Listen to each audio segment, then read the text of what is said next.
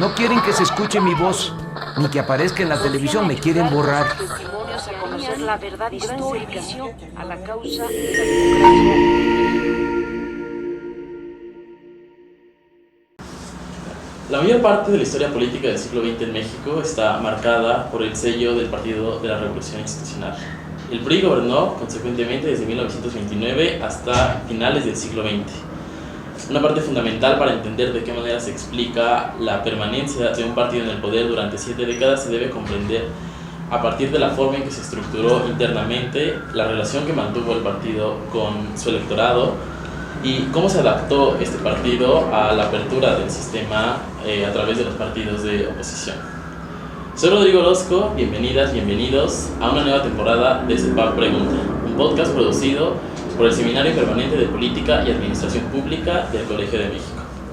En este episodio conversamos con la doctora Joy Langston, profesora investigadora del Colegio de México, especialista en partidos políticos y autora del libro De la hegemonía a la ignominia, el PRI de México. Doctora, muchísimas gracias por aceptar la invitación. Gracias por la invitación. Bueno, como primer punto, nos gustaría si nos pudiera explicar cómo es que se organiza el PRI de origen, es decir, después de la revolución, cómo es que se conforma el partido y su forma interna. Bueno, la primera como construcción partidista nacional de todas las fuerzas que habían peleado a favor de la revolución fue con Plutarco Elías Calles en 1929, y él lo que había imaginado era simplemente un control nacional para evitar todos los intentos de golpes de Estado por los que no ganaban la elección o la candidatura presidencial, manteniendo entonces sus nombres de partidos locales, manteniendo muchos de los liderazgos locales y estatales, ¿sí? entre caudillos armados y caciques. Se ve México como organizado en una forma muy difícil de controlar, muy descentralizado en los 20s, para intentar cambiar esa violencia que parecía no tenía remedio.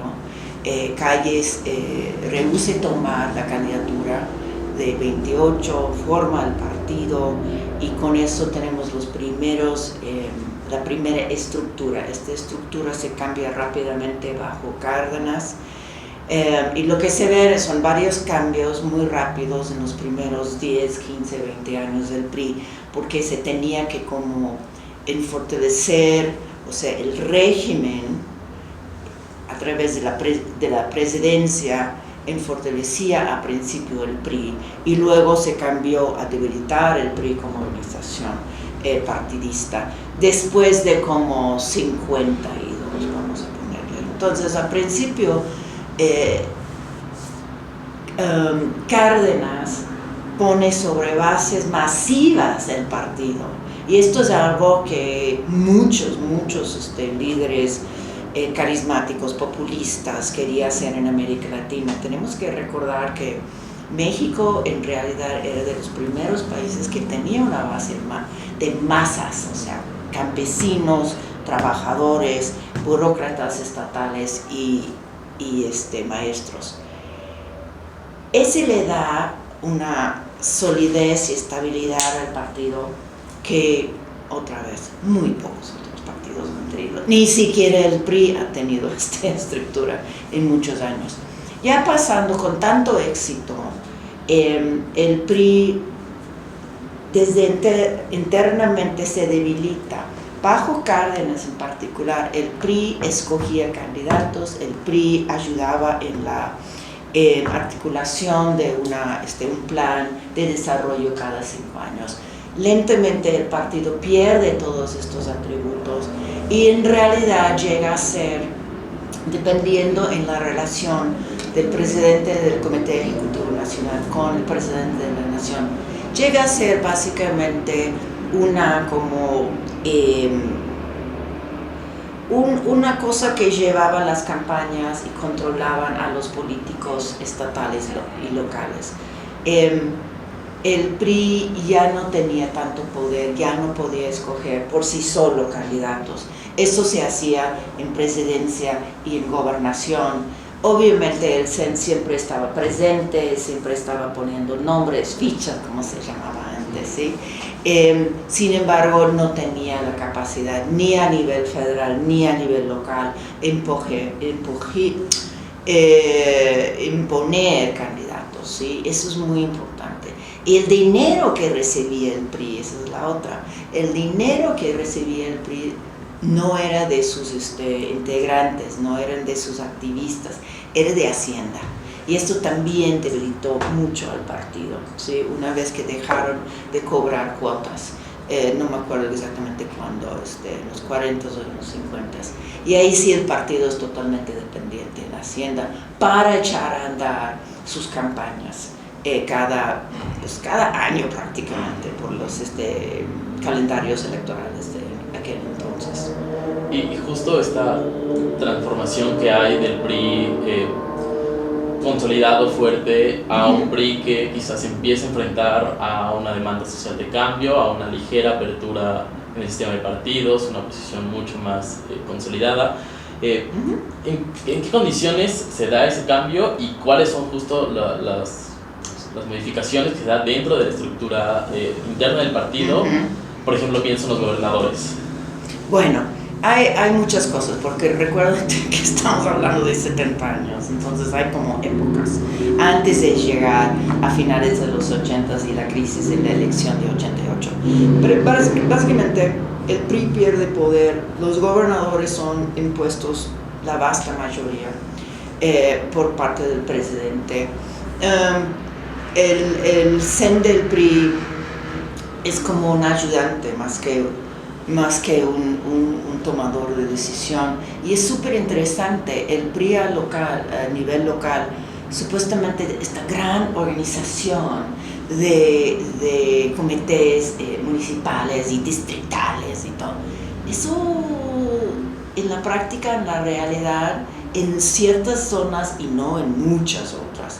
También es un mito que los sectores controlaban todo. Eso es absolutamente falso y se nota en el libro. Tengo una sección larga sobre la identidad de los diputados federales y se nota que no, para nada, como 50% sí vienen de corporaciones, o sea, liderazgos de campesinos, liderazgos de varios sindicatos de trabajadores, obviamente el CENTE, obviamente el sindicato de burócratas federales, pero en muchos otros distritos no había un liderazgo sectorial, había liderazgos de los gobernadores. A veces en distritos con municipios muy rurales lo que tenías es básicamente familias de caciques peleándose para ganar la candidatura a un municipio u otro, ¿sí?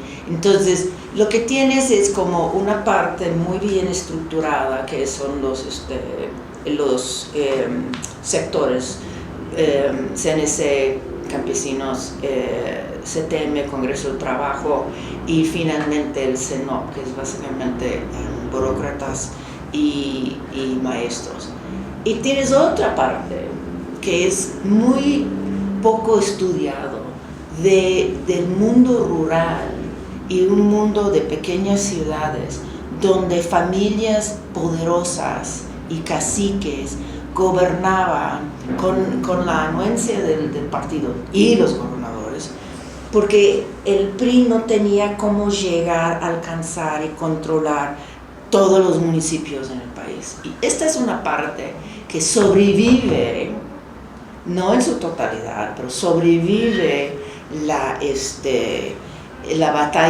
batallas electorales de los 80s y 90s, mientras los sectores, en particular el CTM, realmente se cae muy rápidamente, dejando básicamente los maestros, los trabajadores de la educación y los petroleros y otros sindicatos donde hay mucho dinero, ¿sí? Estos sindicatos siguen hasta hoy siendo importantes, pero todos los demás, incluyendo la CNC, con el cambio de Salinas en 1992, de la reforma agraria, al final de la reforma agraria, ya tienes muy poca participación de sectores en el partido.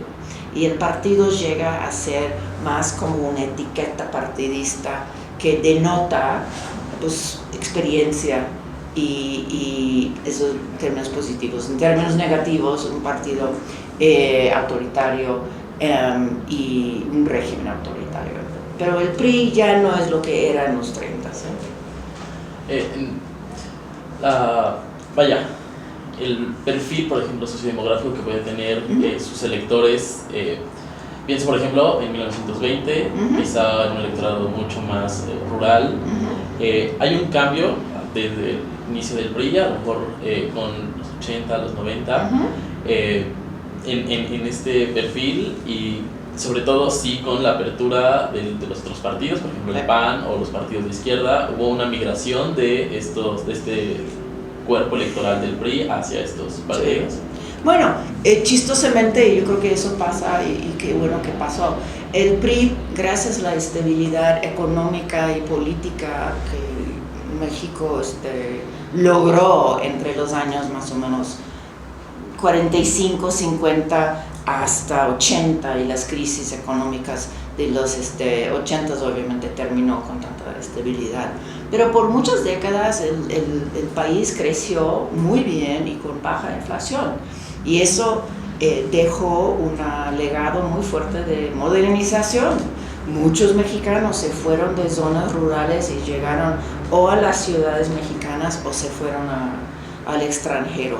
Muchos mexicanos lograron ya educación, si no de la prepa, por lo menos de secundario. Eso también es un enorme logro. Vacunación, o sea, México hace 50 años fue conocido como uno de los países de mejor alcance de vacunación y servicios básicos de salud. Todo eso es modernización, todo eso crea, si no una gran clase media, una clase media sustancial y una clase como trabajadora media baja, que sí ya le interesa más ciertos temas de educación superior para sus hijos, ser dueños de su casa, de tener un coche, de poder hacer vacaciones, o sea, de vivir una vida que hubiera sido imposible para sus padres o sus abuelos. Y hasta los 70s había esta esperanza de que en concreto sí podemos esperar mejor que nuestros padres, ¿ok? Y esto está totalmente con mucha desigualdad, O sea, es un mito que México de repente se puso desigual después del neoliberalismo. México, hay muchos autores aquí que son del Colegio de México, inclusive, que han documentado el crecimiento mexicano en los 40, 50, 60 era muy desigual, en particular con la zona agrícola rural, pero hasta aquí en las ciudades también.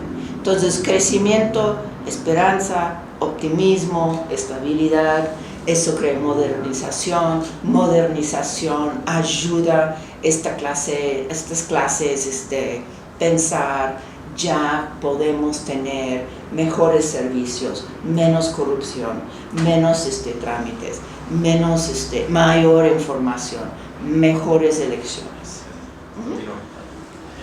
Justo en ese punto, en los 80, pese a toda la modernización que pudo haber en el país, generaba también un desencanto social, quizá la permanencia de un partido, a lo mejor problemáticas que no habían sido resueltas y la necesidad a lo mejor de nuevas fuerzas políticas que tenían mucha mayor presencia en el cambio.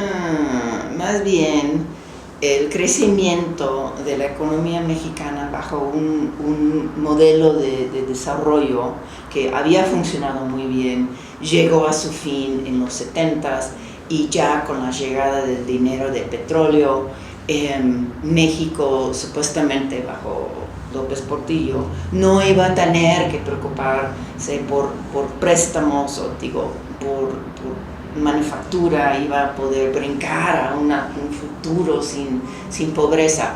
Eso obviamente termina en la crisis de 82 y con eso tenemos casi una década de crisis tras crisis tras crisis que destruye, ¿sí?, el viejo modelo, lastima mucho estas clases que estaban subiendo. Eso es la creación de este terrible desencanto, que el PRI ya no puede con tantos retos y dificultades como la arena económica. Y en efecto, cambiaron radicalmente a su modelo de desarrollo, que sí lastima, es muy duro no poder competir con productos externos, ver tu empresa, tu fábrica, todo lo que uno tenía antes desaparecerse muy rápido, gracias a estas nuevas políticas. Pero existían por alguna razón las nuevas políticas, porque si no fueron implantadas ahí, o sea, vemos a Perú. Si Perú dijo no vamos a pagar, no vamos a cambiar, y Perú se fue rápidamente a la hiperinflación, lo cual causó una crisis terrible en su sistema político en 1990. Entonces, todo esto se conjuntó en los años 80, ya para 88, la crisis tremenda de enojo, y que hay elecciones y las elecciones es una forma de agregar preferencias, y en este momento mi preferencia es mostrar mi enojo con este gobierno que me tiene viviendo sin empleo, sin buen empleo, con malos salarios y inflación tremenda. ¿Y qué fue? Casi le ganó al PRI en este año. O sea, Cuauhtémoc Cárdenas llegó muy cercano. Y nunca sabremos el verdadero resultado, porque ya quemaron las boletas, pero se supone que o ganó Cárdenas o casi le ganó al señor presidente Carlos Salinas de Gortari. En todas formas, la gran del cambio interno hacia los partidos de oposición y hacia adentro del PRI inicia con el sexenio de Salinas en 1988 al 94, y ahí sí es cuando empiezan todas estas negociaciones sobre reformas electorales, de las reglas electorales, de cómo crear un instituto federal electoral que no fuera propiedad del mismo régimen que supuestamente tenía que haber estado vigilando. Cómo dar dinero para competir a los partidos que no controlaba el gobierno. No tenían posibilidades de ganar porque no tenían dinero para poder echar a andar campañas. Muchísimos temas de boletas, de identificación, todo eso paso por paso tuvo que ser negociado en estas como 8 años, y luego que siguió con Zedillo. Mencionaba justo este cambio de reformas electorales que hay, o si bien a lo mejor desde el 76, pero que quizás se intensifican técnicamente en el periodo después de las elecciones del 88, particularmente me encamino a la reforma del 97, en el cual justo se le da autonomía al órgano electoral, y que muchos atribuyen que parte de la alternancia se puede ver a que el árbitro pues era imparcial, es decir, ya no dependía de la autoridad federal, del presidente, ya no era el secretario de Gobernación quien estaba a cargo de este instituto. Lo que quisiera ver es cómo vive el partido, el PRI, los últimos años del siglo XX, particularmente bajo la presidencia de Zedillo. Bueno, Carlos Salinas de Gortari, a través de su uso del programa social de Sede Sol, que implicaba millones de pesos gastado hacia una forma descentralizada, que no pretendía pasar por las arcas del PRI. Fue un inicio muy importante en lo que era como una separación entre gobierno federal y el partido. Y eso se nota porque hay todavía una secretaría, bueno, que antes se llamaba Sedesol, que literalmente estaba encargada ¿de qué? De gastar dinero en servicios y bienes sociales para aliviar, para mitigar la pobreza que era rampante, ¿sí? Entonces Zedillo llega y Zedillo dice abiertamente va a haber una sana distancia entre partido y gobierno federal, cosa que no fue cierto. O sea, él echó mano, bueno, dicen que él echó mano en las primarias de 99 para escoger el candidato a la presidencia para 2000. Él cambió de presidente del CEN del PRI varias veces cuando no estaba contento con alguien que habían hecho. Su relación es que aquí sí hay que hablar de facciones dentro del partido. Había varias facciones. Una facción era como a nivel estatal. Estos eran los actores políticos estatales quienes ya se dieron cuenta muy rápido, o sea, en los 90, que para ganar elecciones hay que hacer campañas y gastar dinero, ¿sí? Y ellos sí estaban obsesionados con el voto. Y esto sí, meanwhile, en la Ciudad de México, como que sí, lo que estamos haciendo es mejorando la economía y tratando de mantener todo bajo control. Y ellos no dan tanto crédito a las presiones a nivel local, estatal, de las elecciones constantes. Entonces, sí hubo en finales de los 80, principios de los 90, una brecha entre los neoliberales y los más tradicionales dentro del PRI. Eso termina ya finales de los 90. ¿Y por qué? Porque ya, o sea, entre De la Madrid, Salinas y Zedillo, hubo un ganador y ese ganador se llama neoliberalismo, ¿sí? Entonces, lo que queremos es ganar elecciones. Lo que somos son políticos profesionales y sí sabemos hacerlo. La duda es si podemos hacerlo sin fraude y sin recurso a robar boletas y urnas y todo aquello. Tenemos que ganar una forma mucho más limpia y con mayor limpieza conforme a que iban siendo más y más fuertes las elecciones, las reglas electorales. Ok, dicho eso, Zedillo lo que propone es que Francisco Labastida, el candidato del PRI en 2000,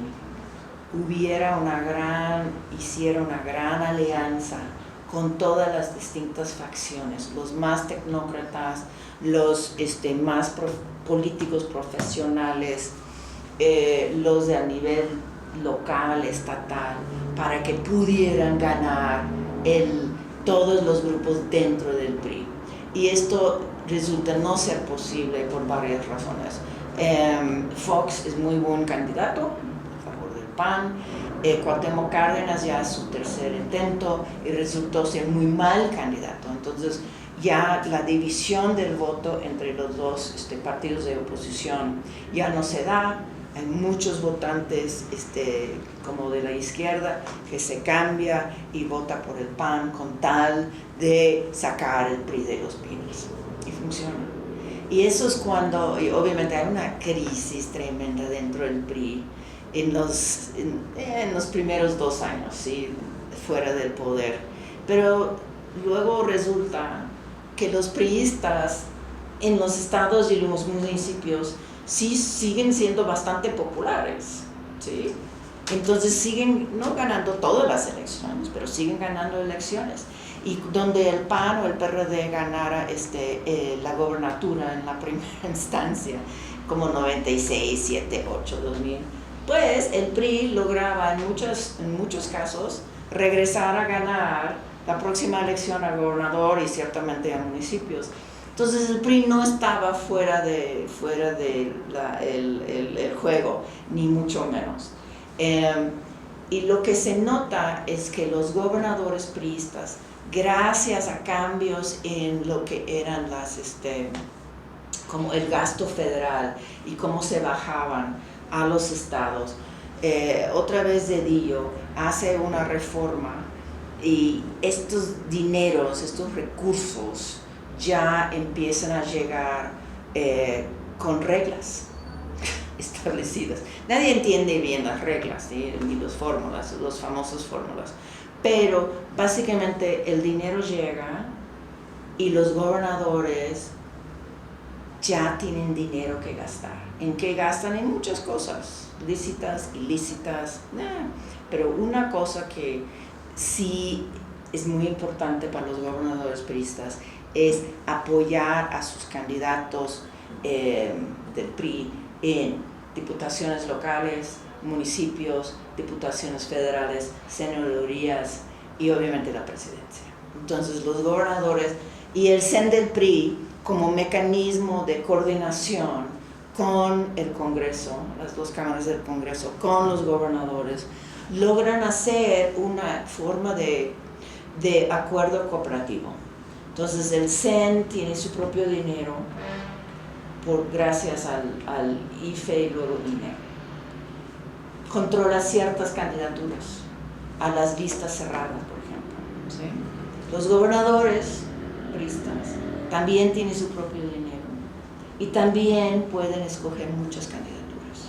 Entonces, los dos grupos dentro del PRI logran coordinarse, logran acordarse, reglas para escoger candidatos, reglas para escoger cómo vamos a gastar, cómo vamos a hacer campañas, quién va a estar lidiando el partido, etcétera, etcétera. Y estos son, a fin y a cabo, 12 años muy buenos para el PRI. Fuera del poder lograron muy bien establecerse como una marca partidista, una etiqueta que básicamente denotaba cierta expertise en el gobierno, cierto nivel de corrupción, pero no extravagante, y la capacidad de lidiar sus delegaciones en el Congreso. O sea, no hay nada como un líder priista en el Congreso de la Unión y el Senado en aquellos años. O sea, votaban juntos. Y esto sí es marca de un partido que sabe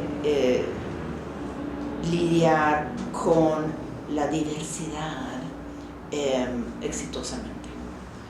En uno de sus apartados del libro menciona que parte quizá del éxito que tiene Enrique Peña Nieto para hacer que el PRI regrese a Los Pinos es la buena relación o los lazos que pudo crear, o sea, él como candidato y como miembro del partido también, y tanto con el CEN como con los gobernadores y con esta élite, puede llamarlo, dentro del partido. ¿Nos pudiera explicarnos un poco más? Pues, ¿cómo? Roberto Madrazo no fue el mejor candidato en todo el mundo mundial en el 2006. Y llegó en tercer lugar. Los otros dos, Calderón y López Obrador, pues la verdad llegaron a un empate terrible, ¿sí? Y Roberto Madrazo abajo con, no me acuerdo, 3 puntos del voto. Entonces se dan cuenta de que, seguimos con delegaciones legislativas muy grandes, con muchas gobernaturas, qué padre, pero si queremos regresar a Los Pinos, tenemos que encontrar un candidato popular y capaz de negociar.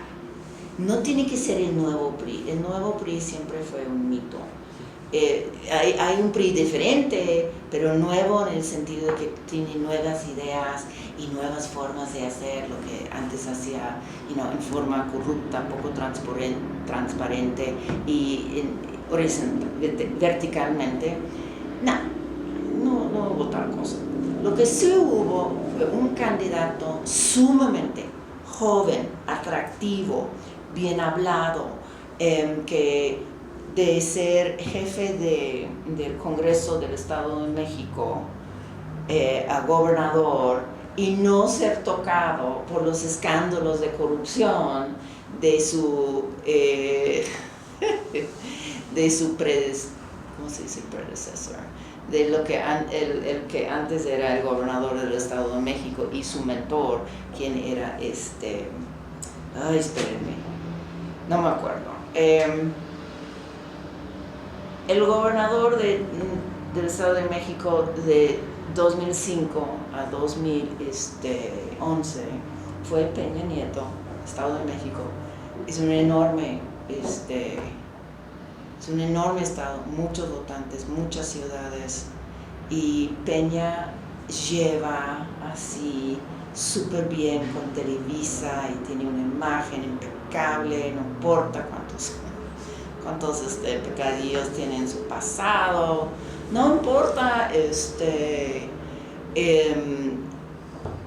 la violación de varias activistas ejerciendo protesta totalmente legítima, no importa nada de eso. Y Peña sí parece estar hecho de teflón, o sea, todo lo que nada le pega, siempre es amable, siempre es bien hablado, sabe echar alianzas con muchos gobernadores, sabe echar alianzas con su propia gente dentro del Estado de México, que luego lo mandan a nivel nacional a cuidar las finanzas en los últimos años de Calderón. Parece un político astuto y con muy buen grupo atrás. Lamentablemente gana Peña, no con tanto lo que pensaban que iba a ganar, pero sí ganó. Y eso fue chistosamente lo peor que pudo haber pasado al PRI. Y es interesante, los priistas hace 20 años odiaban, o sea, yo creo que con un odio de furia y de ira en aquel entonces expresidente Ernesto Zedillo, porque Zedillo, según ellos, entregó el país al PAN y no permitió que ganara el PRI otra vez, como lo hubiera hecho. Y yo siempre he dicho, pues no, Zedillo es lo que, y sus acciones obviamente, es lo que les dio a ustedes 12 años de éxito. La figura que aquí debe de ser la problemática es Peña y sus 6 años en el poder, que literalmente han costado el PRI tal vez su futuro. No hay otra forma de decirlo. Y ya encaminándonos para acabar este episodio, después del gobierno de Peña Nieto, pues se nota que algunos llaman una nueva crisis del partido, en el cual no logra ganar gubernaturas. Veamos, por ejemplo, las elecciones en el Estado de México pierde. En todos los estados pierden, pero no, francamente, sí. la del Estado de México.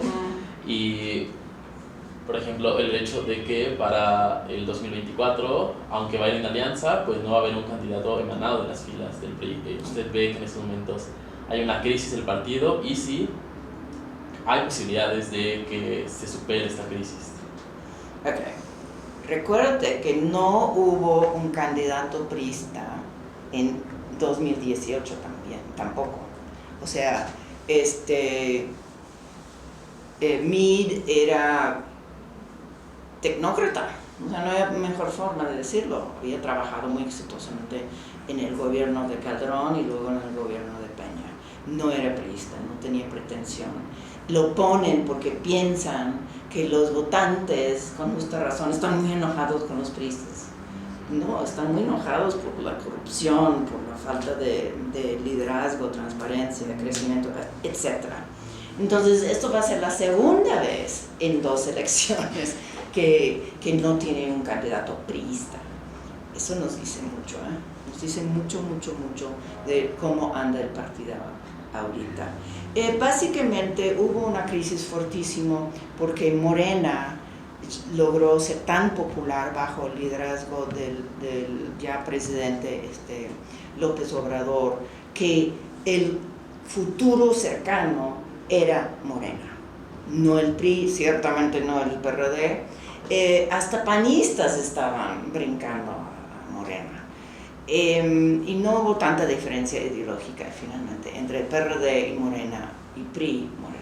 Así que lo que es interesante es que los votantes no nada más quieren seguir votando a favor de Morena gracias a la buena imagen de López Obrador, sino también siguen rechazando el PRI gracias a la pésima imagen que el PRI hoy día lleva. Y si quieren ver cualquier encuesta que mide la imagen del partido, de corrupto, de eficaz, sobre muchas dimensiones, el PRI siempre es el partido que sale como el más corrupto, ¿sí?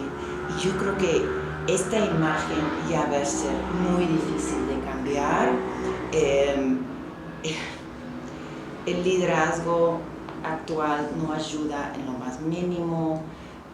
Nadie sabe si Alejandro Moreno esté actuando a favor del PRI, a favor de la alianza, a favor del presidente López Obrador.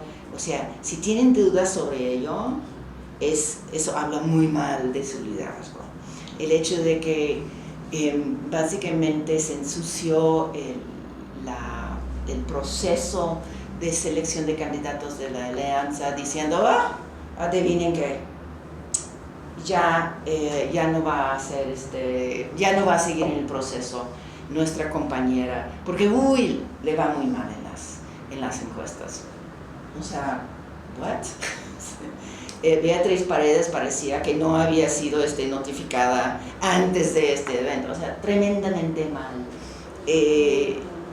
Alito y sus corruptelas es simplemente un priista más en esta larga y trágica historia del PRI desde 2012, en la cual Peña no quiere o no logra controlar a sus gobernadores, y no nada más llegan a pisar cárcel, llegan a ser conocidos como los más corruptos de su estado en los últimos 50 años.